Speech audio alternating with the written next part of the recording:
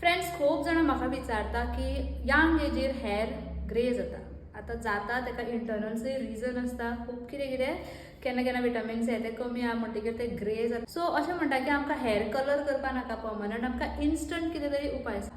एक असो स्प्रे आसा, तो बी ब्रँडेड लोरियलाचो.